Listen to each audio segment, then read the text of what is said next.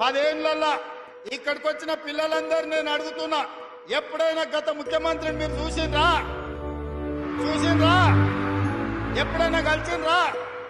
మీ మంత్రి అన్న మీ దగ్గరకు వచ్చిండా? ఎన్నడన్నా మిమ్మల్ని హైదరాబాద్ తెచ్చిండ్రా? ఎల్బీ స్టేడియంకి వచ్చిండ్రా? మీ మంత్రులను కలిసిండ్రా? మీ అధికారులను కలిసిండ్రా? ఎన్నడన్నా మీరు ఏం తింటున్నారు, ఎట్లున్నారని అడిగినరా?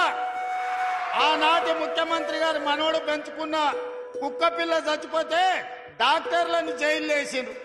కానీ మీ గురుకులాలలో పిల్లలు చచ్చిపోతే మాసాయిపల్లిలో బడికి వేస్తున్న బస్సు రైలు గుద్దుకొని 30 మంది చచ్చిపోతే కనీసం కన్నీళ్లు కూడా గార్చలేదు ఆనాటి ముఖ్యమంత్రి.